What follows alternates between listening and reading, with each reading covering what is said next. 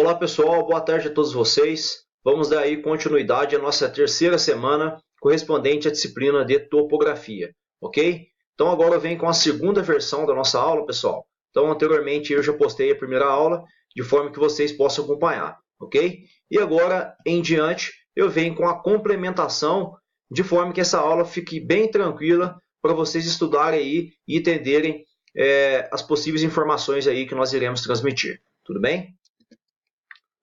Bom, pessoal, então esse aqui é o sumário nosso. Então nós vamos abordar agora o georreferenciamento de plantas topográficas e posteriormente aí as referências.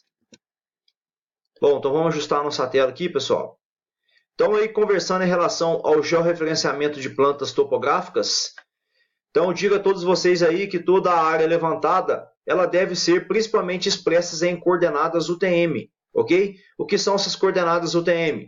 Então universal transversa de Mercator. Então, nós temos aí a projeção num plano UTM, ortogonal de referência, de forma aí que nós possamos alocar os nossos pontos levantados em campo. Tudo bem? Então, nós temos aí as projeções cartográficas. Então, a ideia dela é transformar uma superfície curva, que é o elipsoide. Então, a Terra ela é representada por um elipsoide de revolução, ok? Então, essa superfície regular, que é a Terra, ela é representada, por exemplo, aí mais próxima de uma elipsoide de revolução.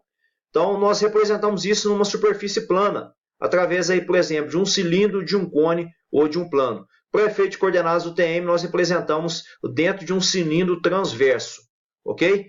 Então, também representamos aí pelo sistema de coordenadas planas ou cartesianas. Então, exemplo aí, coordenadas bidimensionais para efeito de desenho ou para efeito de planimetria. Então, nós temos aí coordenadas bidimensionais, x e y, também aí no sistema UTM. Então, nós temos aí a coordenada E e a coordenada N, então longitude, então coordenada e latitude, coordenada N, ou sistema tridimensional, então coordenada x, y, z, ou coordenada E, coordenada N e coordenada Z, ok? Longitude, latitude e altitude geodésica ou geométrica.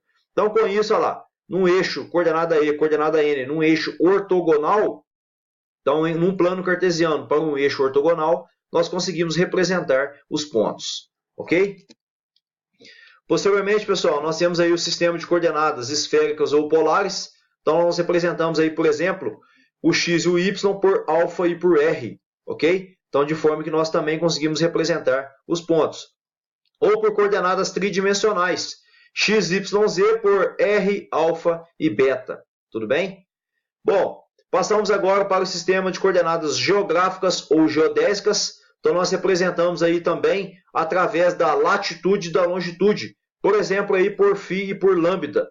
Então, nós somos capazes aí de representar as informações dos pontos por meio dessas duas informações, ok? Latitude associada a φ e longitude associada a lambda, ok? Então, olha lá. Então, através dessas coordenadas geodésicas aí, nós temos informações também de satélites, ok? De forma que nós possamos ter com precisão a referência associada àquele ponto de controle.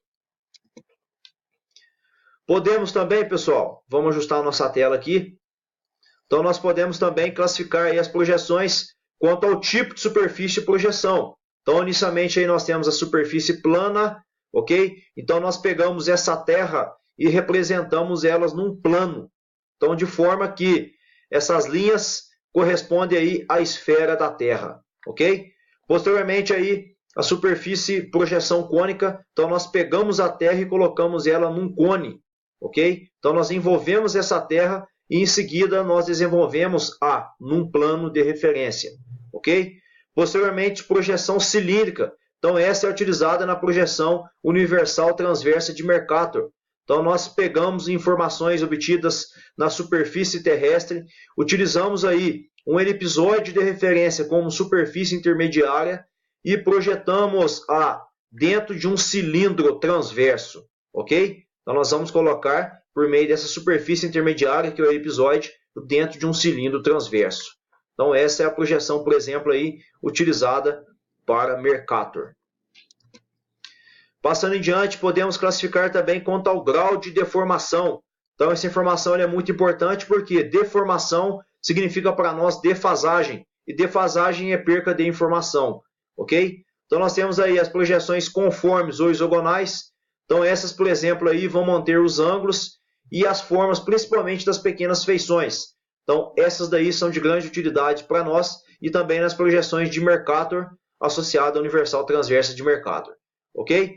Posteriormente, as projeções equivalentes ou isométricas. Então elas conservam as áreas, porém aí os ângulos sofrem deformações. Então para nós aí e também para as representações, isso não é muito interessante.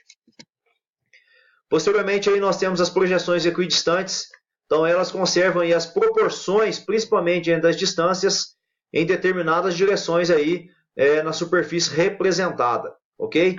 Então nós utilizamos mais na projeção UTM as projeções conformes. Posteriormente, projeções afiláticas e arbitrárias, então essas aí têm total deformação, né? Então não conservam nem áreas, nem ângulos, nem distâncias e nem azimutes, ok? Azimutes são ângulos horizontais formados aí a partir do norte no sentido horário, variando de 0 a 360 graus, ok? Pessoal, então quais são as principais projeções reutilizadas no Brasil? Então nós temos aí a projeção universal transversa de Mercator, projeção UTM, ok? Então utilizadas aí em cartas topográficas, então são elas aí que nós utilizamos para poder representar informações dos pontos. Posteriormente, a projeção de Mercator é utilizada aí nas cartas náuticas. Depois aí a cônica conforme de Lambert. Então são essas cartas aí, o milionésimo e cartas utilizadas na aeronáutica. E depois a policônica. Então mapas temáticos e mapas políticos.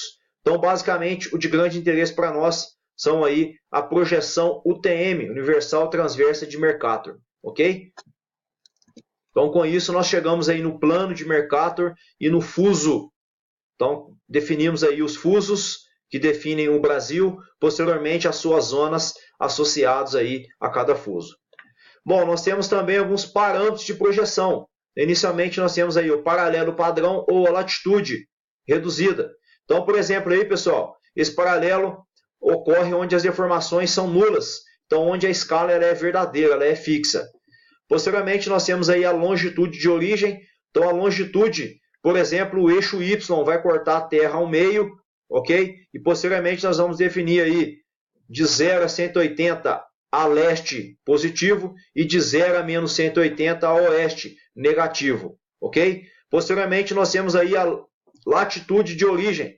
Então nós temos aí como paralelo de referência aqui embaixo, olha lá, a linha do Equador. Então a linha do Equador vai definir a Terra ao meio em dois topos. Porção norte, latitude variando de 0 a 90 graus positivo. E porção sul, latitude variando de 0 a menos 90 graus. Então, negativo. Ok? Então, definimos aí a latitude, inicialmente aí a longitude, posteriormente a latitude. Então, coordenada E, coordenada N. Bom, pessoal, agora partimos aí para a projeção UTM. Então, Universal Transversa de Mercator. Então, ela é utilizada amplamente aí para ser realizado o mapeamento sistemático do Brasil, ok? Então, são coordenadas padrões de forma que nós possamos aí ter também uma padronização de informações num plano UTM, tudo bem? Então, lembrando que esse plano UTM ele é definido em distâncias. Então, por isso que as nossas coordenadas UTM aparecem em valores sempre positivo e também relacionado a distâncias num plano UTM de referência, ok? Então nós realizamos aí o posicionamento por satélite, sistema de posicionamento global.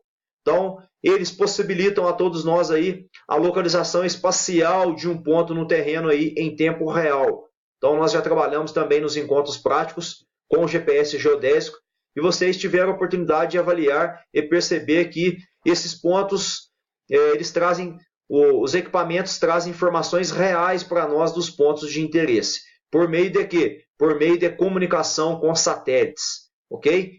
Temos também equipamentos, conforme que nós levamos aí no encontro presencial, que realizam também a correção dessas coordenadas em tempo real.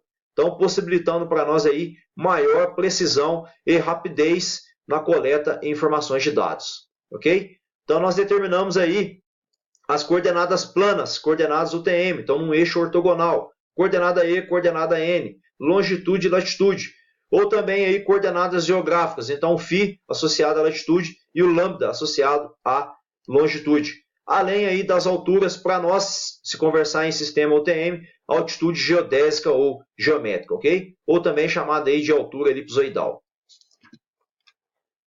Bom, então posteriormente também, pessoal, nós podemos realizar aí a conversão de coordenadas geográficas em coordenadas UTM, ok? Então nós temos aí vários softwares disponíveis, porém aí vocês perceberam também que os nossos equipamentos, eles já têm software implementado a eles, que realizam essas conversões aí automáticas de coordenadas, ok? Então nós temos a possibilidade tanto de trabalhar aí em coordenadas geográficas ou em coordenadas UTM. Caso isso não seja possível de acordo com o equipamento, nós temos também alguns softwares aí, alguns sites que nós conseguimos realizar essa conversão, ok? Por exemplo, o Splink, o Carto da UERJ e assim por diante. Pessoal, então essas são as nossas referências de aula, ok? Borges, Comastri, MC Cormac. Então essa segunda aula é uma complementação da primeira aula, de forma aí que nós abordamos a terceira unidade associado à orientação e georreferenciamento de plantas topográficas. Então me coloco à disposição, pessoal. Se alguém tiver alguma dúvida, vocês podem estar me mandando mensagem lá no correio, ok? Estou sempre disponível para auxiliá-los aí no tempo mais rápido e hábil possível, de forma que vocês possam ter prosseguimento e fluxo na disciplina de topografia 1. Então, pessoal, vou ficando por aqui, vou agradecendo a todos vocês aí, vou deixando o meu muito obrigado, desejo a todos aí uma boa semana de estudos, ok? Que vocês possam estar acompanhando, desenvolvendo atividades e que assim nós possamos chegar no ponto almejado, tudo bem? Então, deixo o meu muito obrigado, o meu boa tarde, um abraço a todos e até mais.